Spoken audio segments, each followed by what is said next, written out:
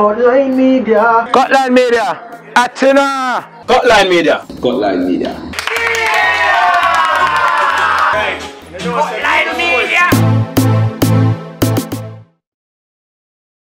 Alright, welcome to another installment of Cutline Media series of interviews. And today we don't do an interview really, we just do a discussion, a conversation really, with Christopher Scott, singer and analyst. Chris, let me hear your voice now. Don't know a thing, go. Alright, and beautiful, the lady in the middle, Kiana Solomon, who's a student journalist. I know we can't do a countdown or review without the resident DJ. DJ Marker, the original fire starter. Alright, so we can jump on it right now. God, come and follow out now, Chris. How you feel about that? Boy, he's a good look, you know. He's one of the pioneers, I think, you know, with Shabba Ranks and Super Cat and Tiger and them man there. And I think that it's just gonna be such a great homecoming for the man that really and truly talk about a lot of issues, you know. Skin color, as much as people don't know, you know. Him talk about black man, he talk about the brown skin girl, and he also talks about, you know, being who you are. I wanna be loved, not for you. Exactly. So a lot of times we don't understand the meaning behind his songs, but very powerful, and I'm glad to say my father out today. Yeah. Kiana, how you feel? Yeah, how you feel about Buju Banton and Follow? Like, you have a favorite Buju Banton song? Yes, my favorite Buju Banton song actually is the Driver song. Driver. Yeah, it's very good. I'm I'm very happy about his release because I mean a lot of people are anticipating his concert. He'll be having a concert in Trinidad, I think. Yeah. I know that's gonna be sold out. It's a great move. Yeah, DJ. Yo, yeah, out everybody else, you know. Are you supposed to know the most about the money, you know? Yo, DJ. We know on the job, yeah. We know on the job. World is in trouble. That song there, Shelly Party. Yeah. So, yeah, go ahead. Buju Banton, falling out, is a great look. It's a great thing, you know. All Jamaicans need freedom, and he's a man of great talent and did a lot for dancehall and reggae music. So we need them man up on the forefront to come back and guide the thing in the right way. And the people have fun, you know, his fans will be desperately awaiting him. Definitely, definitely. True. I want to see if we can get him on a show up here and thing, you know. It's not an easy road. Based on the impact that he's had on Jamaican music, especially now that we learn that they are recognizing reggae music as a part of cultural identity. They recently did that, and just to know that that man has influence, because we always big up the persons that are worldly recognized, and sometimes we don't recognize the persons who also put in the work. Yes, we know say Robert Nesta Marley put in a lot of work to get reggae on the map, but also we need to look at other persons as well.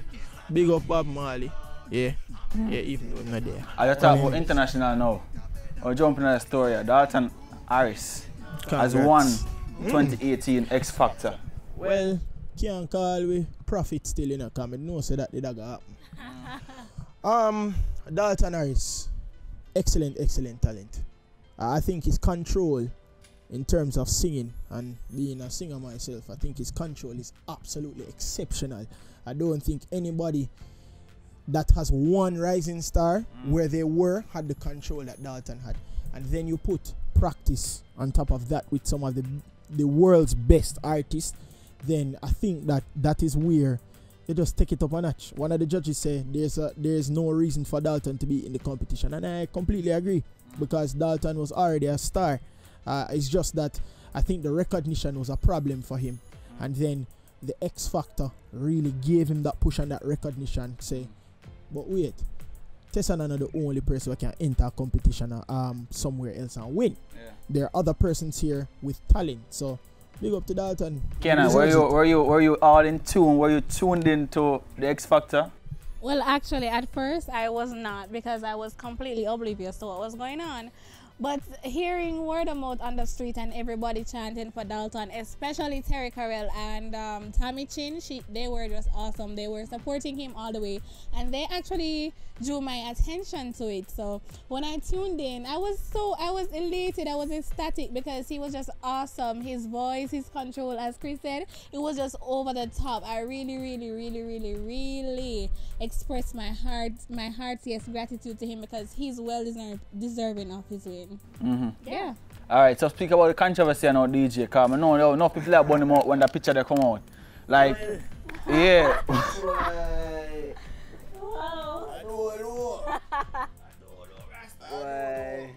Can I say something?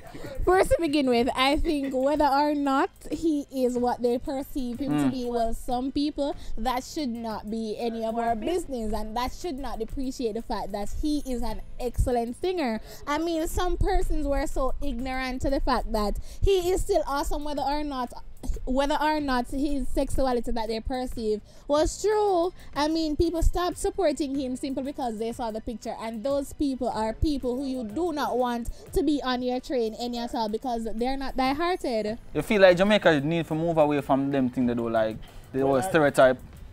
Well, it all depends because as Kia said, you have some persons who didn't support him because of his sexual well, what I think, by the way, because they're not a facts, but that wasn't thing. Yeah, but I think why some of the people did that was because they were looking on it as a representation. Yeah. So just like how you have Usain Bolt going to run and he represent Jamaica, they were looking at it now that, I mean, they don't really care about his sexual orientation. But because it was coming out in the media and it was so he would be like a representation of Jamaica. Yeah. You understand? So people didn't want other persons to see Jamaica in that light.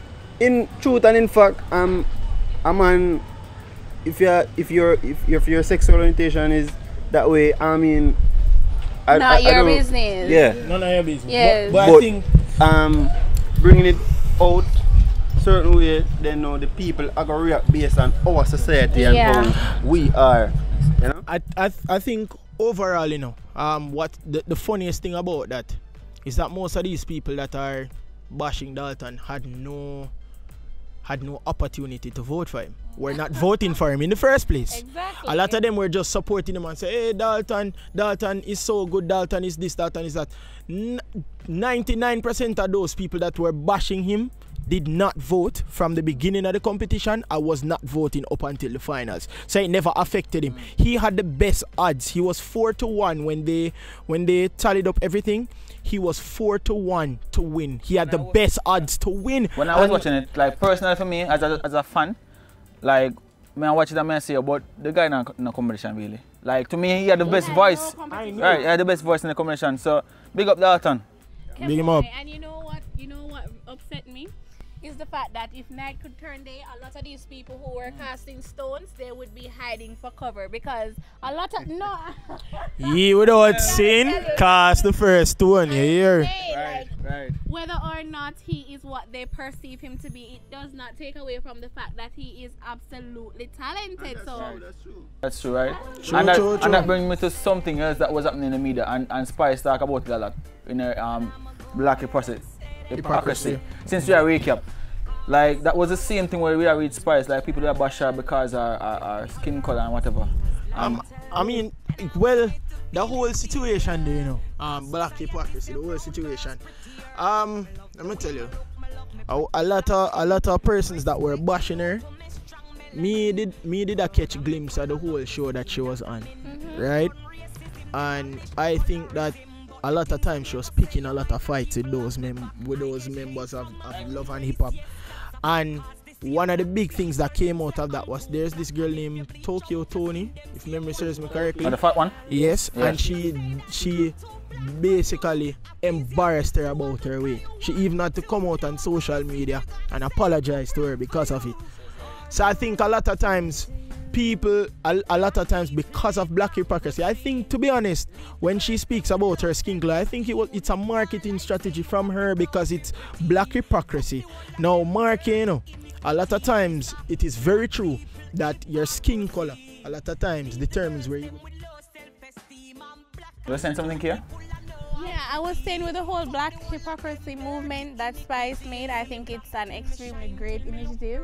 Simply because what she's portraying is relatable by everyone who is of a black skin complexion. So I don't have any problem with it. I actually embrace it because I myself have experienced colorism. You know, when you walk into a room, you're just treated differently from those who are of a lighter skin complexion.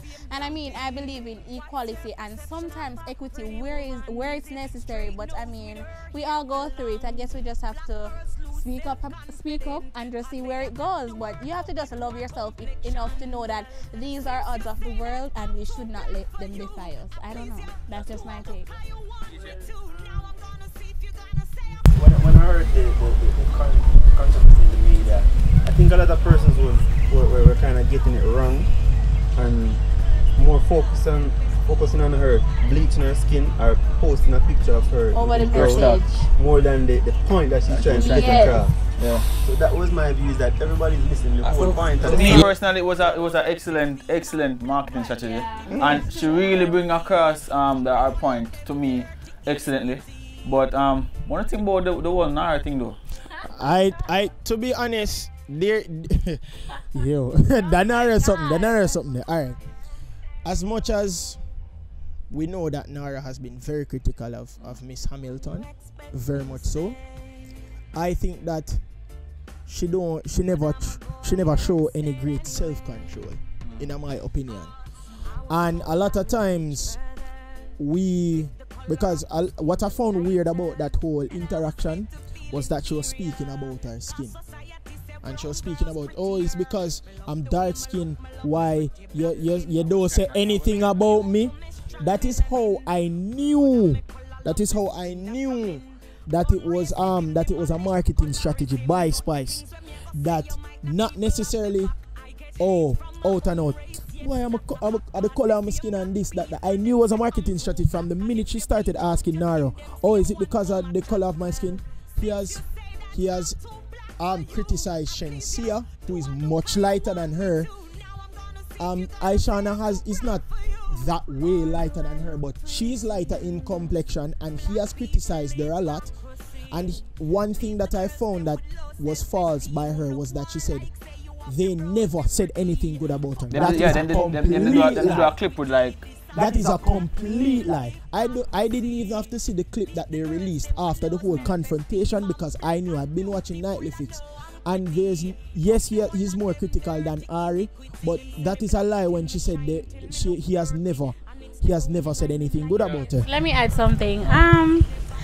At the end of the day, we're all human, and everybody wants to be treated with respect. So my thing is, we express our hurt and our anger differently. So probably because she's in the public's eye, we're going to say she was wrong for what she did. But who am I to say that she's wrong or she is right? I mean, what if in her mind she encapsulates that as being the best possible way for her to express herself? Probably she's in regret, probably she is not. But at the end of the day, none of us, even Christopher said it, like he believes that it's a marketing strategy, but whether or not it's a marketing strategy, it is real life issues and it is what we are facing. So I guess it goes both ways. That's just my 2 cents.